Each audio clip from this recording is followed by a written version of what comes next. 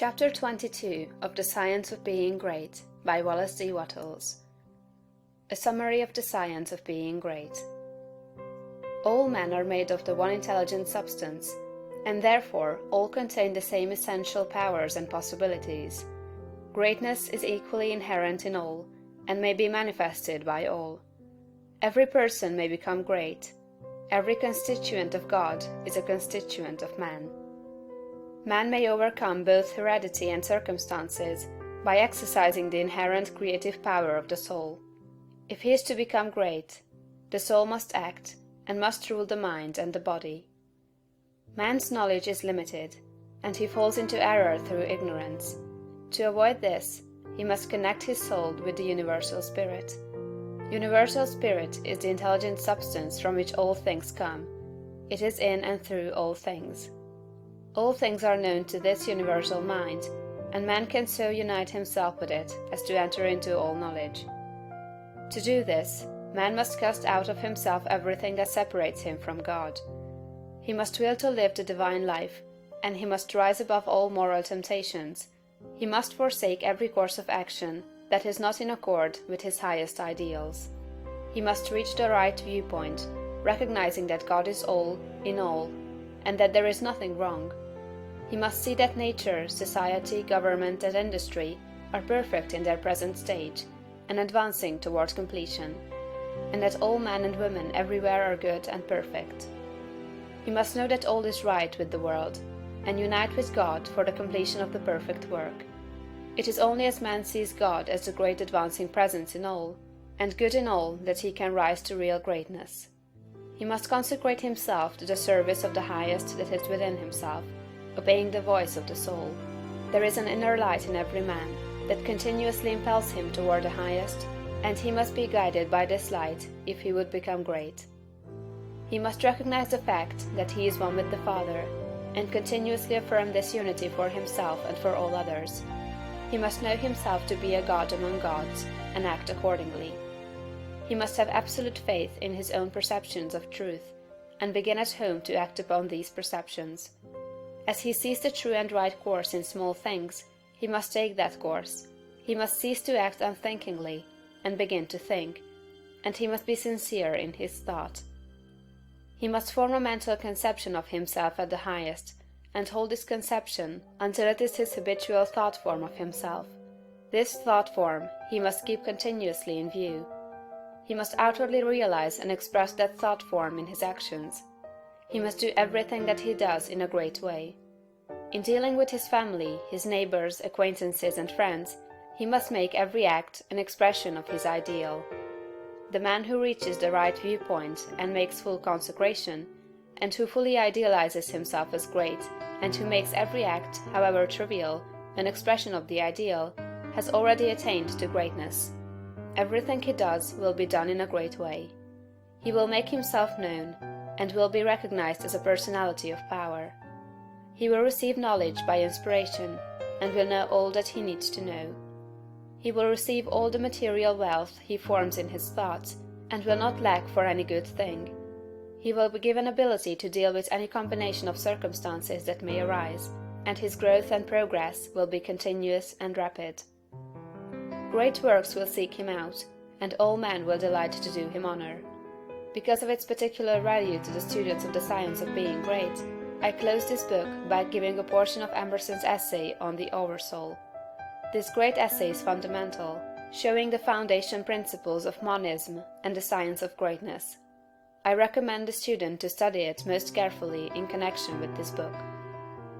What is the universal sense of wanted ignorance, but the fine innuendo by which the great soul makes its enormous claim?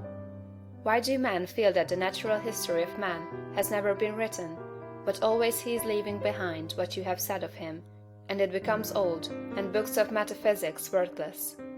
The philosophy of 6,000 years has not searched the chambers and magazines of the soul. In its experiments, there has always remained, in the last analysis, a residuum it could not resolve. Man is a stream whose source is hidden. Always our being is descending into us from we know not whence. The most exact calculator has no prescience that somewhat incalculable may not balk the very next moment. I am constrained at every moment to acknowledge a higher origin for events than the will I call mine. As with events, it is so with thoughts. When I watch that flowing river, which, out of regions I see not, pours for a season its streams into me, I see that I am a pensioner, not a cause, but a surprised spectator of this ethereal water, that I desire and look up, and put myself in the attitude of reception, but from some alien energy the visions come. The supreme critic on all the errors of the past and present, and the only prophet of that which must be, is that great nature in which we rest, as the earth lies in the soft arms of the atmosphere. That unity, that oversoul, with which every man's particular being is contained and made one with all other. That common heart, of which all sincere conversation is the worship, to which all right action is submission. That overpowering reality which confutes our tricks and talents, and constrains every one to pass for what he is, and to speak from his character, and not from his tongue, and which evermore tends and aims to pass into our thoughts and hand, and become wisdom, and virtue, and power, and beauty. We live in succession, in division, in parts, in particles. Meantime within man is the soul of the whole, the wise silence, the universal beauty, to which every part and particle is equally related, the eternal one. And this deep power in which we exist, and whose beatitude is all accessible to us, is not only self-sufficing and perfect in every hour, but the act of seeing, and the thing seen, the seer and the spectacle, the subject and the object, are one. We see the world piece by piece, as the sun, the moon, the animal, the tree, but the whole, of which these are the shining parts, is the soul. It is only by the vision of that wisdom that the horoscope of the ages can be read, and it is only by falling back on our better thoughts, by yielding to the spirit of prophecy, which is innate in every man, that we know what it saith. Every man's words, who speaks from that life, must sound vain to those who do not dwell in the same thought on their own part. I dare not speak for it. My words do not carry its august sense, they fall short and cold. Only itself can aspire whom it will, and behold, their speech shall be lyrical and sweet, and universal as the rising of the wind. Yet I desire, even by profane words, if sacred I may not use, to indicate the heaven of this deity, and to report what hints I have collected of the transcendent simplicity and energy of the highest law.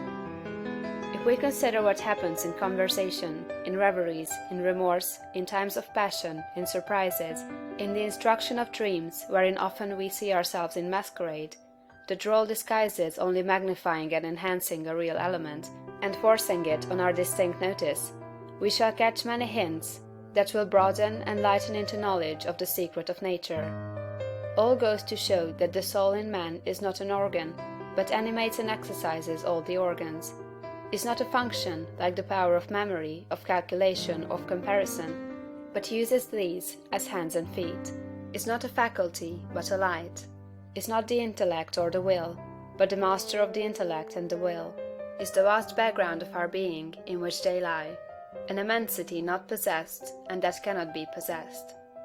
From within or from behind, a light shines through us upon things, and makes us aware that we are nothing, but the light is all.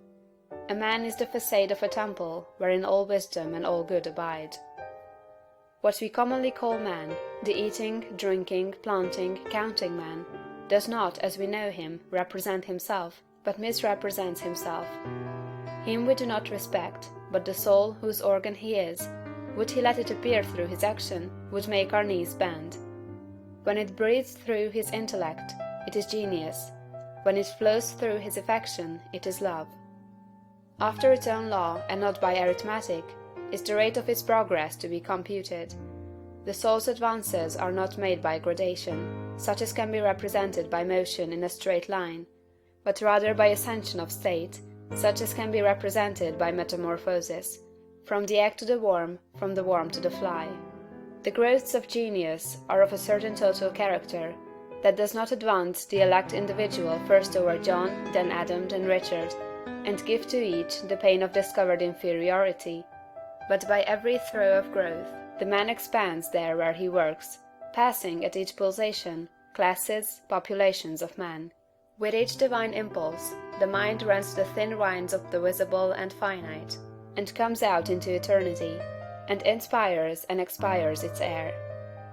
This is the law of moral and of mental gain. The simple rise, as by specific levity, not into a particular virtue, but into the region of all the virtues.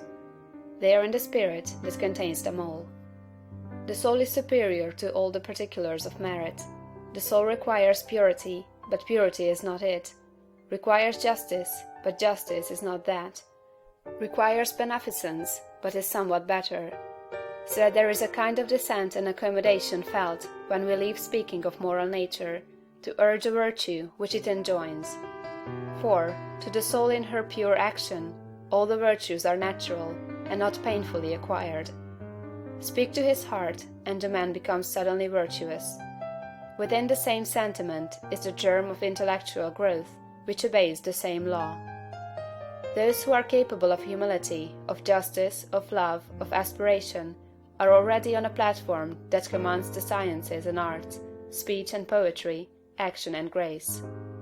For whoso dwells in this moral beatitude does already anticipate those special powers which men prize so highly.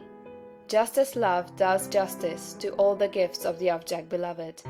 The lover has no talent, no skill, which passes for quiet nothing with his enamored maiden, however little she may possess of related faculty.